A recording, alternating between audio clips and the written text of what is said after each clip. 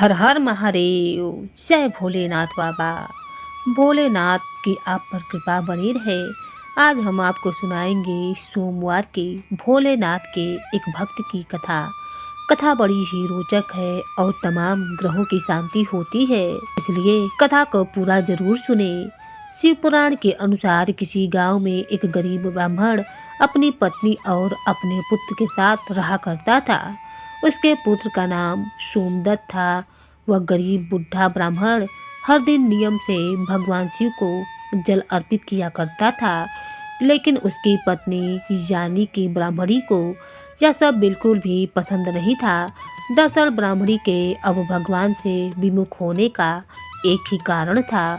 पहले तो वह भगवान की भक्ति भी करती थी, सभी व्रत उपवास भी किया करती थी, लेकिन इतना सब कुछ करने के बाद भी उसकी गरीबी दूर नहीं हो पा रही थी। जब ब्राह्मण जवान था तो कहीं से कथा सुनकर पूजा पाठ करके कुछ दक्षिणा लाता था, उसी से उसका गुजारा हुआ करता था।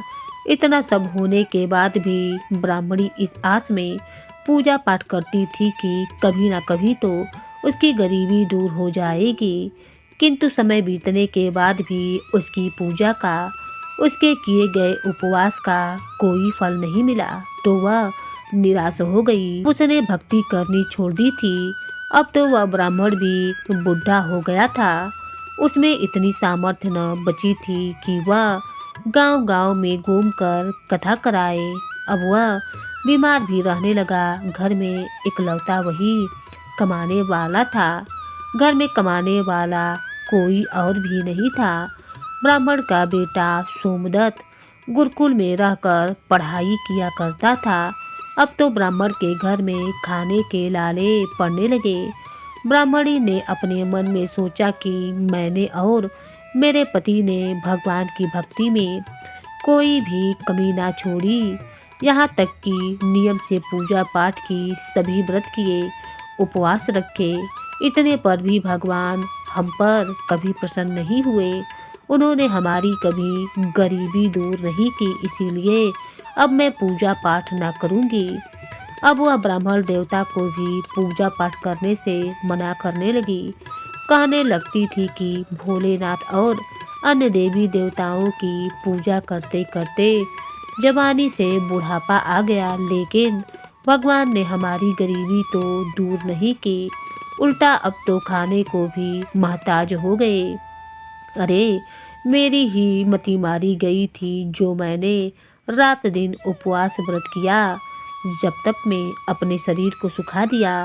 अब क्या देंगे तुम्हारे शिवजी जो तुम अब भी शिवलिंग पर जल चढ़ाते हो। प्रिय श्रोताओं, ब्राह्मणी की इस प्रकार की बातों को सुनकर वह ब्राह्मण फिर से कुछ नहीं कहता था। उसे भी अपने आराध्य देव भोलेनाथ पर पूरा विश्वास था। अब ब्राह्मण का बेटा भी अपनी शिक्षा पूरी करके गुरुकुल से वापस अपने घर लौट आया। अब तक वह थोड़ा बड़ा हो चुका था, तो वह अपने माता पिता की सेवा करने लगा। एक दिन की बात है, शिव मंदिर में बैठकर सोमदत्त अपने पिता के साथ पूजा पाठ कर रहा था। वहीं पर वह शिव भक्तों को कथा सुनाने लगा। सोमदत्त कहने लगा कि जो भी भक्त भगवान शिव की कथा को सुनते हैं, उनके मन में जो भी कामना रहती है, भोलेनाथ उनकी वह कामना अवश्य पूरी करते हैं। सोमदत्त की यह बातें मंदिर में पूजा करने आए उसी राज्य के एक राजा ने सुन ली। उसे सोमदत्त की यह बात बहुत ही अच्छी लगी और उसने सोमदत्त को अपने यहाँ राजकुमारी को कथा सुनाने के लिए नौकरी पर रख लिया। अब तो सोमदत्त हर दिन राजकुमारी को कथा सुनाने जाया करता था। वहाँ से दक्षिणा में जो भी मिलता उससे ही वह अपने परिवार का पालन पोषण करने लगा। अब धीरे धीरे उनके घर में धन आने लगा, लेकिन अब भी ब्राह्मणी सुखी नहीं थी। ब्राह्मणी ने कहा कि मुझे अपने बालक के भविष्य की चिंता है। हमारा तो जीवन जैसे तैसे कट गया, लेकिन मेरे बेटे का जीवन अभी बाकी है। हमारे पास इतना धन नहीं कि उसके काम आ सके, और हमारे मरने के बाद उसका क्या होगा। हमारी भक्ति पूजा पाठ का फल लगता है, अब तो कभी मिलने वाला नहीं। क्या भोलेनाथ को मेरा दुख दिखाई नहीं देता? मेरा पुत्र राजा के घर से जो कुछ भी लेकर आता है, माना कि उससे हमारे पूरे परिवार का गुजर बसर हो ही जाता है। किसी तरह से पेट भर जाता है, किंतु और भी तो आवश्यकता है, वह भला कैसी पूरी होगी? भगवान ने क्या अपनी आंखें हमारी तरफ से बंद कर रखी हैं? क्या मेरे पुत्र को हमारी ही तरह गरीबी में रहकर जीवन बिताना होगा? ब्राह्मण और ब्राह्मणी की यह करुण पुकार सुनकर जब कैलाश पर्वत पर विराजमान माता पार्वती ने सुनी तो उन्होंने भोलेनाथ से कहा, हे देवों के देव महादेव, आप तो अंतर्यामी हैं, आप इन दोनों की परीक्षा क्यों ले रहे हैं? प्रभु, यह ब्राह्मण तो आपका परम भक्त है, अब इसके दुखों का नाश कीजिए। प्रभु, नहीं तो यह ब्राह्मण कहीं आपकी पूजा करना बंद ना कर दे और कहीं उसके मन में आपके प्रति विश्वास ही समाप्त न हो जाए, तब तो कोई भी आपकी पूजा नहीं किया करेगा। माता पार्वती की इस प्रकार की बातों को सुनकर भोलेनाथ ने कहा, हे देवी, आप तो बिल्कुल चिंता न करें, मैंने तो उसके भाग्योदय का बीज पहले ही बो दिया है। अब हम दोनों को साथ में लक्ष्मी जी और विष्णु जी को लेकर इस ब्राह्मण के घर जाने का समय आ गया है। मेरी कृपा के साथ ही वह ब्राह्मण दंपत्ति भगवान विष्णु और माता लक्ष्मी जी की कृपा के पात्र हैं। उन दोनों पति पत्नी ने हमारे दोनों की पूजा एक साथ की है। हे देवी, अब पृथ्वी लोक पर जाकर हमें शिवलीला करनी है। ऐसा कहकर भगवान शिव तुरंत ही माता पार्वती जी के साथ नंदी पर सवार होकर बैकुंठ लोक में जाने लगे, जहाँ पर दयानिधि भगवान विष्णु शेषनाग की सैया पर विराजमान थे और माता लक्ष्मी उनके चरण दबा रही थीं। तब भगवान शिव ने श्री विष्णु जी से पृथ्वी लोक पर चलने के लिए कहा। भगवान विष्णु कहने लगे, हे देवी, आप भी हमारे साथ चलिए, हमारे भक्त का बुलावा आ गया है। अब क्या था, चारों देवी देवता साधु और साध्वी का भेष धारण करके पृथ्वी पर उन ब्राह्मण के घर पहुंच गए। अलख जगाने लगे और कहने लगे, अलख निरंजन, अलख निरंजन।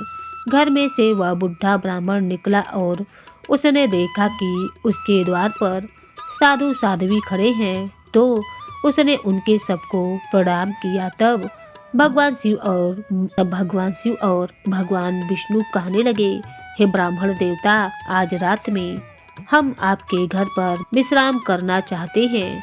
तब ब्राह्मण पुत्र सोमदत्त ने अतिथि देवो भव ऐसा विचार करके कहा, महाराज, मेरे घर में दक्षिणा में मिले दाल और भात हैं, हम तीनों भोजन की पूर्ति उसी से करते हैं, उसी से हमारा पेट भरता है, इसीलिए मैं एक समय के भोजन की ही व्यवस्था कर सकता हूँ। साधु ने उस ब्राह्मण को एक बर्तन देकर कहा, आज वह दाल भात इसी बर्तन में बनाओ तो हम सब का दोनों समय का भोजन बन जाया करेगा। इसी प्रकार उस बर्तन में बने भोजन से दोनों समय के भोजन की पूर्ति हो गई।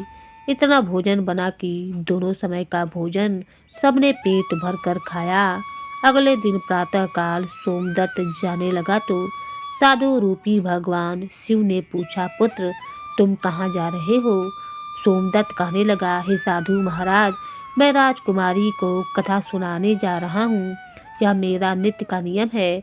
तब साधु ने कहा, तुम कथा सुनाने के बाद राजकुमारी से पूछना कि तुम किस इच्छा की पूर्ति के लिए कथाएं सुनती हो। अब सोमदत्त राजकुमारी को कथा सुनाने के बाद उससे वही प्रश्न पूछता है कि हे राजकुमारी, मैं तुम्हें नित्य कथाएं सुनाता हूँ, लेकिन यह तो बतलाइए कि आप इन कथाओं को किस लिए सुनती हो।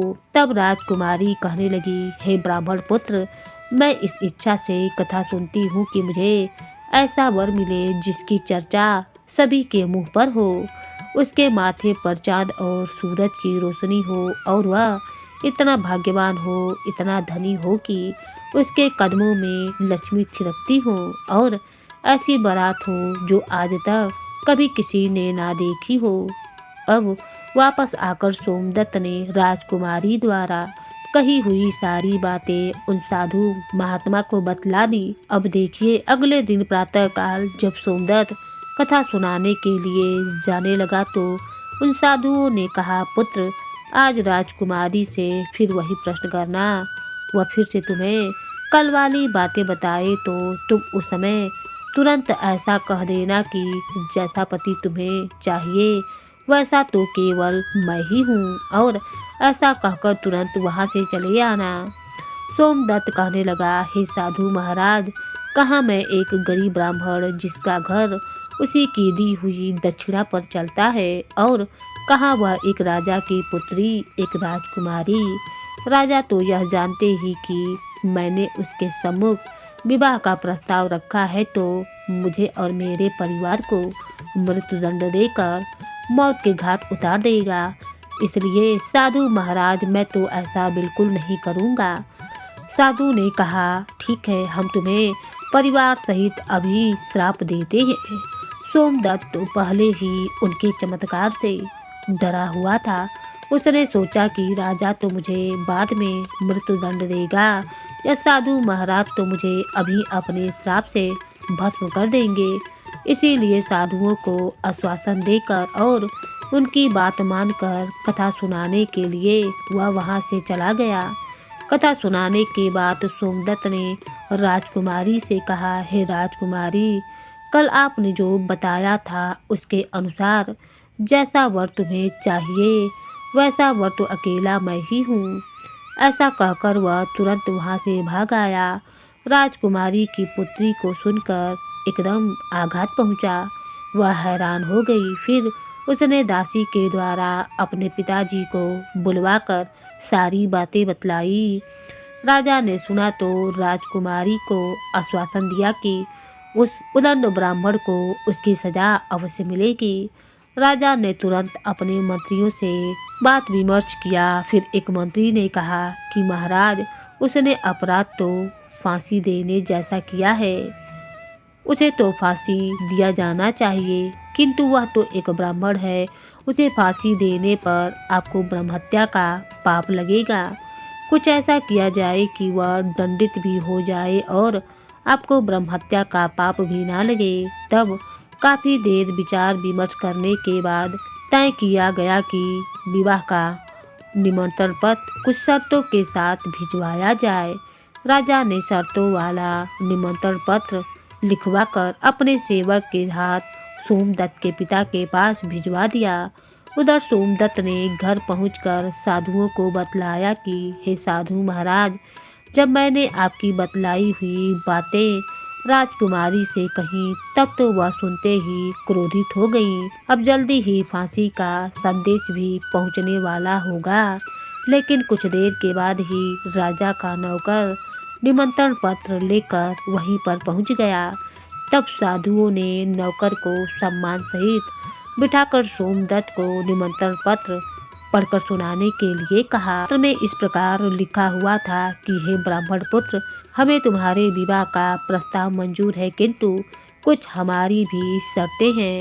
हमारे द्वारा सभी शर्तें पूरी करने पर हम अपनी कन्या का विवाह तुम्हारे साथ कर देंगे, और अगर तुमने शर्त पूरी ना की तो तुम्हें परिवार सहित फांसी की सजा दी जाएगी। शर्त इस प्रकार है, पहली शर्त के अनुसार बारातियों के ठहरने वाले सभी बारात घर और बनाए गए सभी तंबू बारातियों से भरे होने चाहिए, कोई भी तंबू खाली नहीं रहना चाहिए। दूसरी शर्त, बारातियों के आतिथ्य सत्कार में बनाई गई सभी खाद्य सामग्री, सभी प्रकार के पकवान उपयोग में आने चाहिए, कुछ भी बचना नहीं चाहिए। तीसरी शर्त, ऐसी अद्भुत बारात आनी चाहिए जिसकी प्रशंसा हर व्यक्ति की जबान पर हो। बारात आने पर अगर कोई भी शर्त अधूरी रहेगी तो बारात में आने वाले सभी बाराती को भी फांसी की सजा दे दी जाएगी। पत्र पढ़ते ही सोमदत्त तो डर के मारे कांपने लगा। उसे इस प्रकार डरा हुआ देखकर साधु ने कहा, पुत्र तुम डरो नहीं, नौकर को भोजन कराकर पत्र का उत्तर देकर विदा कर दो और पत्र में लिख दो कि हे महाराज, आप विवाह की तैयारी कीजिए, हम इस दिन बारात लेकर आ रहे हैं। नौकर को भोजन में दाल भात परोसा गया। नौकर की थाली में चमत्कार से 36 प्रकार का भोजन बन गया। विदाई में साधुओं ने, जो कि साधु के वेश में स्वयं भोलेनाथ और श्री विष्णु थे, उस नौकर को मुट्ठी भर धुनी की राख पत्र देकर विदा कर दिया। बाहर आकर नौकर ने मुट्ठी खोलकर देखा तो वह हैरान हो गया कि वह तो राख नहीं बल्कि हीरे मोती है। वह बहुत ही खुश हुआ। उसने जाकर राजा को वह पत्र दे दिया। राजा ने पत्र पढ़ा जिसमें उसकी सारी शर्तें स्वीकार की गई थीं। अब तो राजा हैरान हो गया। सोचने लगा कि वह गरीब ब्राह्मण किसके विश्वास पर ऐसा कर रहा है। क्या कोई दुश्मन राजा उसका साथ दे रहा है, क्योंकि वह तो बहुत गरीब है। हमारी इस तरह की शर्तें तो वह कभी भी पूरी नहीं कर पाएगा। यही सोचकर राजा ने शहर के सारे बारात घर सजवा दिए और बहुत सारे तंबू लगवा दिए। राजा को विश्वास था कि अधिक आदमी न आने के कारण वह शर्त हार जाएगा। उधर सोमदत्त अपनी बारात में चलने के लिए जिससे भी कहता वही उसे यह कहकर मना कर देता कि नहीं, तुम्हारा तो अंत समय नज़दीक आ गया है और हम बारात में तुम्हारे साथ मरने के लिए भला क्यों जाएं। ऐसी बात सुनकर वह बहुत ही परेशान हो गया। विवाह वाले दिन सोमदत्त को परेशान देखकर साधुओं ने कहा, पुत्र, आज तुम्हारा विवाह है और तुम परेशान लग रहे हो।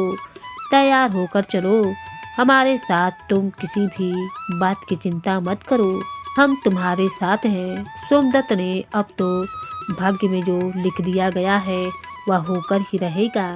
ऐसा सोचकर वह तैयार हुआ और साधुओं के साथ चल पड़ा। इधर भगवान शिव ने भी इस बारात में चलने के लिए सभी देवताओं को मनुष्य रूप में आमंत्रित कर लिया। भूत प्रेत पिशाच और अनेक गणों को भी विवाह में सम्मिलित कर लिया, जिसके कारण सभी बारात घर और लगाए गए तंबू देखते ही देखते खचाखच भर गए। इसके बाद भी कुछ बाराती बिना तंबू के रह गए। अब राजा के पास सूचना भिजवाई गई कि बारातियों के ठहरने का और प्रबंध कराया जाए। राजा ने सुना तो सुनकर हैरान हो गया। अब उसने सोचा कि कहीं से इतने बाराती आ गए हैं, चलकर देखना चाहिए कि वास्तव में है क्या। राजा तुरंत वहां पहुंचा। राजा को आया देखकर भगवान शिव ने शुक्र और शनि जी को बच्चे के रूप में बनाकर भूख के कारण रुला दिया। राजा ने 2 छोटे बालकों को रोते हुए देखा तो पूछा कि यह बालक क्यों रो रहे हैं। साधु बने शिवजी ने कहा कि महाराज, इन्हें बहुत जोरों से भूख लगी है। अब राजा ने उन बच्चों को भोजन कराने के लिए भेज दिया। कुछ ही समय के बाद राजा के कर्मचारियों ने आकर बतलाया कि महाराज, वे दोनों बालक तो सारा का सारा भोजन खा गए और फिर भी भूख भूख से चिल्ला रहे हैं और रो रहे हैं। यह बात सुनते ही राजा तो बड़ा परेशान हुआ। अब उसने अपना घमंड त्याग कर उन साधुओं के सामने नतमस्तक होकर कहा, हे साधु महाराज, अब तो मेरी लाज आपके हाथ में है। साधुओं ने कहा, महाराज, कोई बात नहीं, सब कुछ ठीक हो जाएगा। तुम घर जाकर बारात की अगवानी की तैयारी करो। तुम बारात के स्वागत की तैयारी करो, धूमधाम से करो। राजा ने शहर को बहुत ही सुंदर तरीके से सजवाया था। जगह जगह झालरों से पूरा शहर एक दुल्हन की तरह जगमग करने लगा। सोमदत्त भी विवाह की पोशाक में एक राजकुमार की तरह बहुत ही सुंदर दिखाई दे रहा था। शाम के समय उसे एक सुंदर दिव्य रथ में बैठाया गया। रथ के आगे नगाड़े और ढोल वाले झूम रहे थे, नाच रहे थे। दूल्हे के मस्तक पर चेहरे को चाँद और सूरज से सजाया गया था। बाराती हाथों में मुद्राएं लेकर एक दूसरे पर झावर करके इधर उधर उड़ा रहे थे। बारात के इस अद्भुत दृश्य को देखकर सभी लोग आपस में कहने लगे, इस ब्राह्मण के भागी तो ऐसे हैं, देखो इसके मस्तक पर, चेहरे पर चांद और सूरज, और फिर चारों तरफ से इस प्रकार धनलक्ष्मी को उड़ा रहा है मानो किसी बड़े राजा की बारात निकल रही हो। ऐसी बारात तो हमने अपने जीवन में कभी ना देखी और ना ही कभी आगे देखने की उम्मीद है। यह तो भाग्य का बड़ा धनी है। प्रजा के मुख से इस प्रकार की बातों को सुनकर वे माता पार्वती ने भगवान शिव से कहा, हे प्रभु, आप जिस पर कृपा करते हैं उसके लिए तो अन्न धन के भंडार खोल देते हैं। भोलेनाथ ने कहा, हे देवी, जो भक्त मेरी पूरी श्रद्धा से भक्ति पूजा पाठ करते हैं, मुझ पर अटूट विश्वास करते हैं, मैं उन्हें उनकी पूजा का फल अवश्य देता हूँ। उन्हें दुख तभी तक झेलना पड़ता है जब तक कि उनके पाप कर्म समाप्त नहीं हो जाते हैं। पुण्य कर्म जैसे ही उदय होते हैं, उनके भाग्य के द्वार खुल जाते हैं और जो भक्त भगवान की इन कथाओं को सुनता है, उन्हें भी राजकुमारी की तरह फल मिलता है।